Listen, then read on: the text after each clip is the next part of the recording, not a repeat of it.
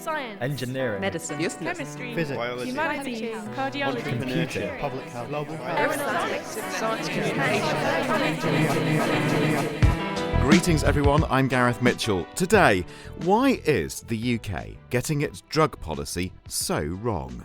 Well, a tough drug policy doesn't protect the public, it protects politicians, it helps them get elected.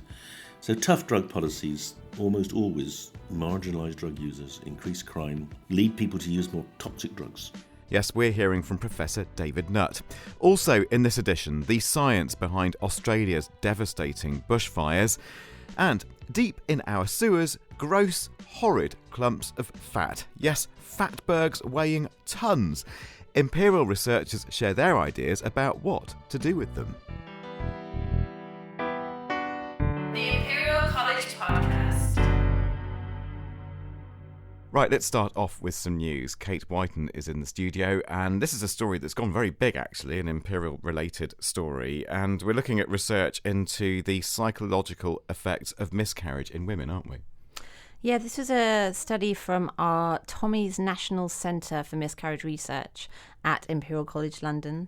And the research team there asked over 650 women who'd experienced an early pregnancy loss. So that's a miscarriage or ectopic pregnancy before 12 weeks, about the psychological symptoms, I guess, that they would be experiencing after their pregnancy loss. And they found that 1 month following the pregnancy loss, nearly a third of women had post-traumatic stress, while 1 in 4 experienced moderate to severe anxiety and 1 in 10 had moderate to severe depression.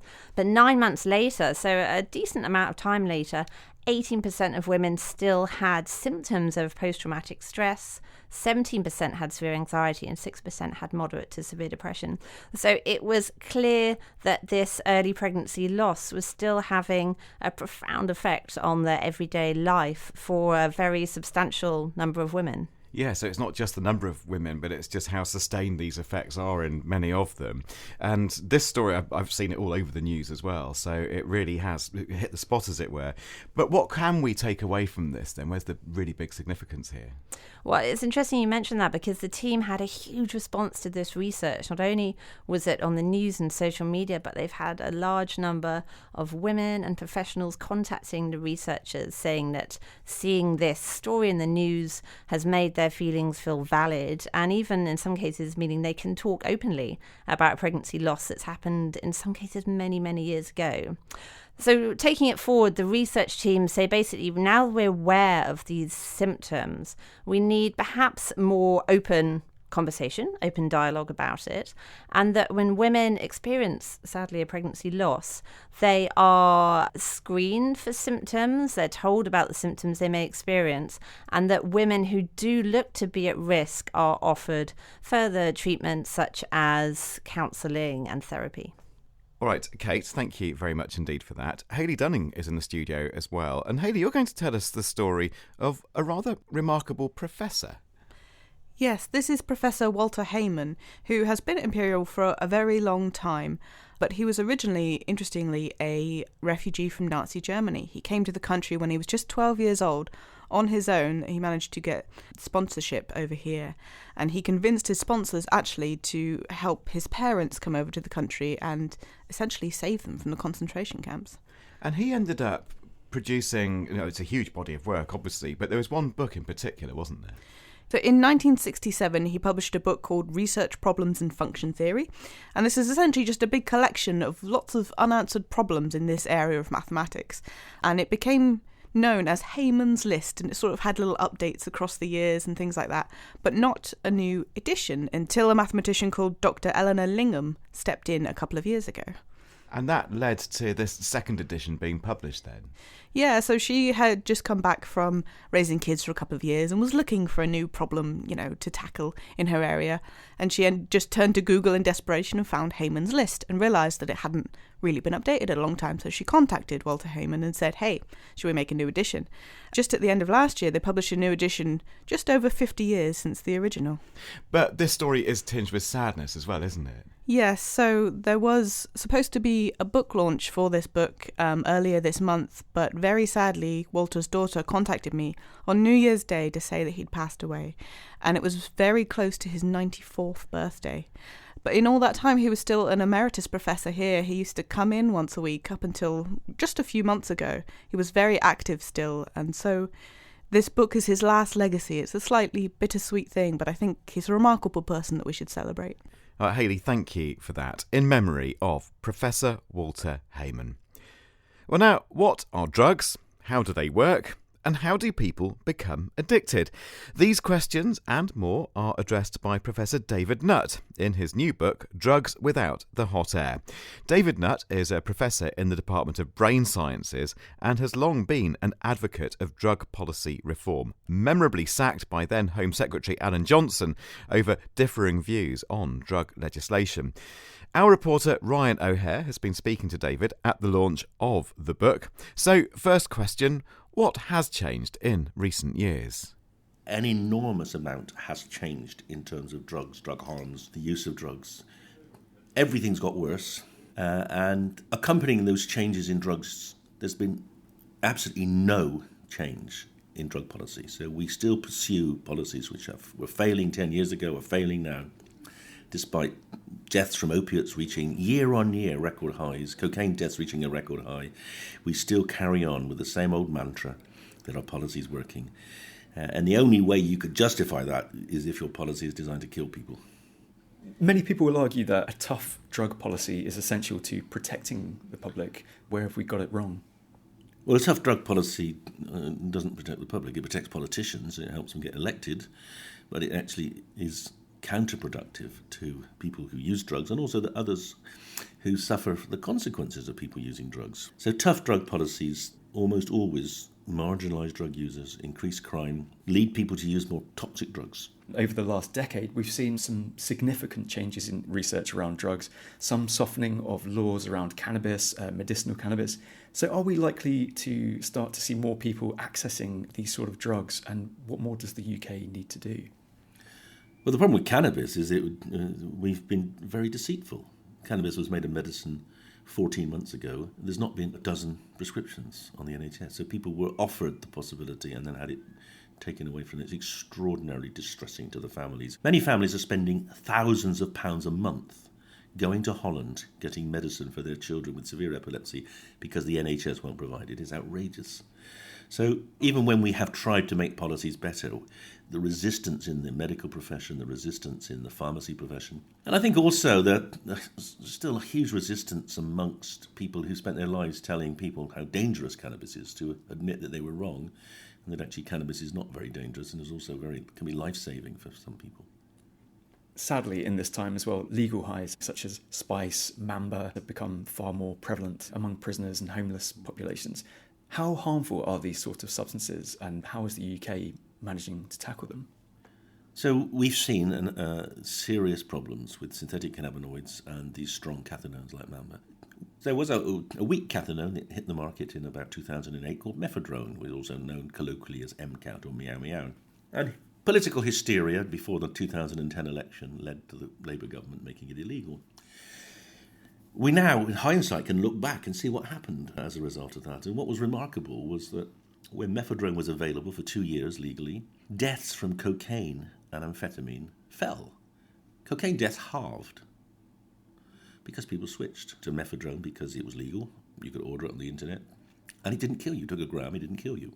But when it got banned, people switched back. Cocaine deaths have reached an all-time high now, as have amphetamine deaths. But worse than that, the banning of that relatively weak legal cathinone mephedrone has led to people trying to invent more potent, more profitable synthetic cathinones, like monkey dust. And we've seen outbreaks of extremely weird, psychotic-like behaviour from these super strong, much more dangerous cathinones than mephedrone. The black market doesn't care what it sells. It actually wants to get people on predominantly on heroin or fentanyl or maybe crack cocaine. It's selling much stronger spice derivatives and it's selling stronger cathinones alongside those even more dangerous drugs. So we now have people using drugs in a much more dangerous fashion. Your book also discusses the harms of tobacco and alcohol, both legal, both heavily taxed, and which are among the sort of greatest contributors to harms and deaths. In terms of policy, how have we got this wrong? Well, we've got tobacco policy right. We've stopped advertising and we're progressively taxing it so that consumption goes down. And we are very, very progressive in terms of e-cigarettes, vaping. So we've got tobacco policy right. We have significantly lower levels of young people smoking tobacco, and we should celebrate that. But we've done exactly the wrong thing with alcohol, because the drinks industry has learned the lesson from the tobacco industry, and the drinks industry is much more subtle in controlling politicians. So we still allow alcohol advertising, and we don't tax alcohol appropriately. 10 years ago, Lithuania had the highest rates of alcohol problems in Europe. And in the last 5 years, their health minister has brought in a series of policies, and they have radically reduced the harms of alcohol, the deaths on the road, accidents on the road, liver deaths, psychiatric problems from alcohol. They've halved most of those in the space of 5 years just by rational policies, restricting access, improving costs, reducing advertising. We should do the same. Professor David Nutt talking there to Ryan O'Hare, and the new book is called Drugs Without the Hot Air. Well, to Australia now, and from fires to floods, and some regions that have been burning are now suffering landslides and flooding after rain and thunderstorms heralded a dramatic change in the weather. Well, that's the situation as we record this podcast. But the Southern Hemisphere summer is far from over, and we'll have to wait and see what the coming weeks and months bring. What we do know is that the fires this season have been unprecedented and devastating. But what do we need to know about the nature of these fires? Caroline Brogan now reports.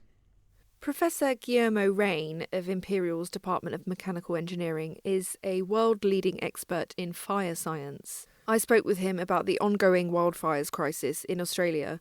So what is happening now in Australia is that the fire season, it is dominated by a large number of large fires called megafires. This is the largest size that we have seen, and it's a very scary size to the point that actually they're almost impossible to suppress while they remain megafires. How big are they compared to a normal fire? Much bigger, because they cannot be stopped. They continue expanding and spreading, and the spread velocity is 10 times faster. And that with an area that is burning, which could be 100 or more times bigger than a normal wildfire. What are the differences between normal wildfires and megafires? So there is such a thing as a good fire in the ecosystem. It's a fire that is natural, that is positive and beneficial for the forest, and actually the forest needs it. Bad fires are the ones that take a size or a speed or arrive in a moment where they actually damage the ecosystem or they actually put lives at risk. So in wildfires, we want to prevent the bad fires, and we want to allow and even promote the good fires. What factors are involved in the spread of these megafires?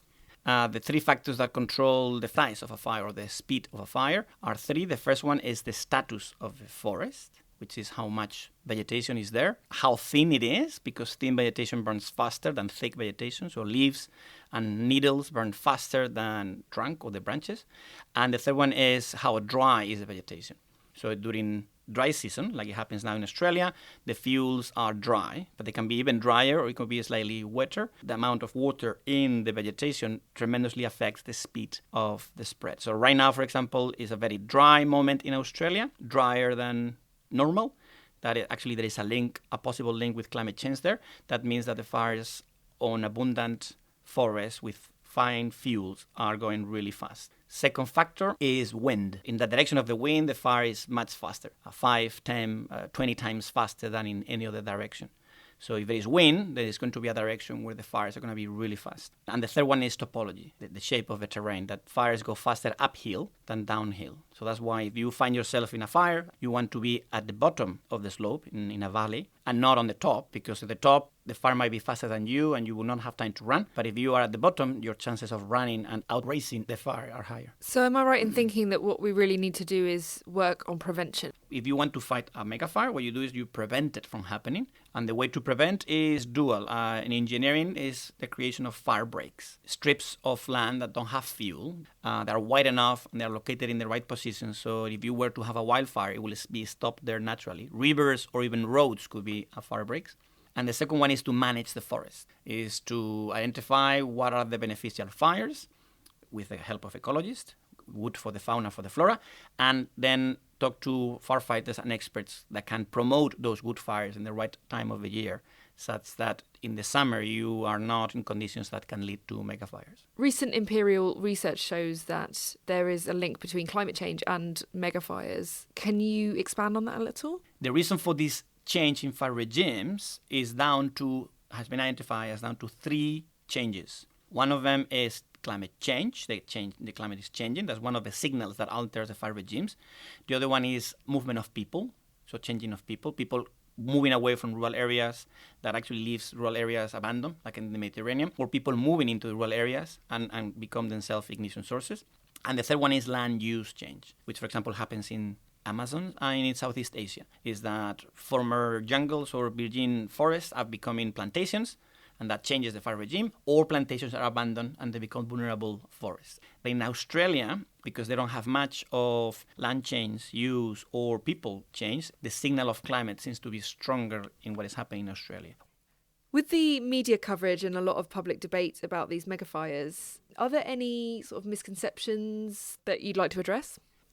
Politicians and the law system in many countries focus so much on the ignition source and completely forget about the rest of the fire triangle. And that is a big problem because the ignition source itself cannot explain a spread or megafire behavior. Cannot. It's impossible. So this focus on governments and the law system on the ignition source alone is very incomplete understanding of fire. When you say ignition source, do you mean reports in the media of arson, etc.? Ignition source are typical questions. Is we have megafires, but it's really because of lightning or because of arsonists or because accidental ignitions by anthropogenic reasons. That's fine, but that's 1/3 of the problem, not the whole problem. So we should be looking into ignition sources, natural lighting, or anthropogenic, purposely accidental, but that's not enough. Professor Guillermo Rain talking there to Caroline Brogan. Well, finally, the post-Christmas clear-up is done, decorations packed away for another year, and those greasy dishes from the festive meal now washed up. But spare a thought for those in charge of our sewers. Our clean-up is now their problem, in the form of Fatbergs, clumps of nasty, gross fat and grease. Last month, 2 Fatbergs weighing a combined 100 tonnes were found in central London. Imperial researchers are looking at what to do with these giants. Might they even be used as biofuel? Leading the team is Dr. Jerry Heng in the Department of Chemical Engineering, and also there is Honorary Lecturer Miao Go. Reporter Kieran Brophy has been to meet them and began by asking Jerry's PhD student Ethan Errington what a typical Fatberg is made of. The real problem with Fatbergs is that we don't necessarily fully understand actually what they're made of. We know that they're composed of several things that we flush down the toilet which can't dissolve or break up in the water, such as nappies, wet wipes. However, they're also obviously made up of congealed masses of fats, oils and greases. Now, even the way that these oils fully form the Fatbergs is still relatively poorly understood. Fatbergs are believed to cause about 6.7 million block drains in the UK per year, and more locally to Imperial College London, we can look to 2017 when Whitechapel was found to have an 130-tonne Fatberg in its sewer system, which was approximately 250 metres long. So think about that, 250 metres, about 20 double-decker buses in length. That's incredible and terrifying in equal measure. The reason I guess that you don't know very much is it's quite an unpleasant place to go and take samples, I'd imagine. Presumably most of it is modelling the way you understand Fatberg development. So Miao, how do you actually go about modelling a Fatberg? Our research is a very, very early stage, and basically this research is just set up in collaboration with Scottish Water. Potentially we could use a machine learning technique and use the seasonal kind of data and also correlate basically the Fatberg formation with some variables, but also the household behavior variables, and to predict the Fatberg formation. And that can potentially project how the Fatberg is basically produced and project the trend, which can inform the decision making in the Fatberg removal. Jerry, so your group here in the Chemical Engineering Department of Imperial, what ways can you break up these Fatbergs?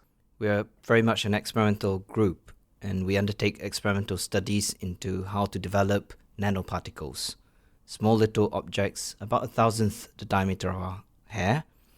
These objects have very, very high capacities to absorb and remove the fats from our wastewater streams. So we undertake small laboratory experiments to test the efficiencies of these nanoparticle systems for the removal of fatbergs. We couple that with some of the modeling approaches that Meow develops. We try to, in combination, to then design the best systems for that. Really, they are a waste material, and they cause issues, as Ethan has mentioned. But if we could recover them, they could actually also be a potential a resource, as in, for example, a fuel source. And that really does excite us here. So does that mean you could potentially use it as a biofuel? Yes, that's the idea. Definitely different process potentially can recover the oil-based, let's say the waste oil, as a biofuel, such as the biodiesel, as well as platform chemicals. If we can develop the cost-effective way to remove and recover the fatberg and provide it as a feedstock for the biofuel and other potential bioproducts recovered. That's amazing. So Ethan, are there things that we in our homes should or shouldn't be doing to start? Exactly, Kieran. There's many ways in which you can think about limiting the amount of fats, oils and greases that you put down your drains. A very simple one that you can do at home is to avoid pouring fats, oils and grease directly down the drain and instead store them in non-recyclable containers that can then be disposed of as you would with any other waste in your wheelie bins. On top of this, it's important to think about what are being referred to as the 3 Ps, which are pee, poo and paper. These should be the only things that you're flushing down the toilet, as things like wet wipes and nappies are unable to disintegrate within the water and enable the fatbergs to grow more easily by getting stuck within them. Right, I'm going to remember that. The 3 Ps. Ethan Errington talking to Kieran Brophy. You've also heard there from Jerry Heng and Meow Go. And that's it for this edition, but not before I've given you the usual plug, basically where you can find us, all these different podcast platforms. So we're on iTunes, Spotify, SoundCloud, basically all your favourite platforms. And why not check out Entail? And that's where you'll find visual podcasting. See, we're all into innovation here on the Imperial College podcast. Anyway, I'm Gareth Mitchell saying thank you very much indeed for listening to this edition, and I'll see you next time. Bye for now.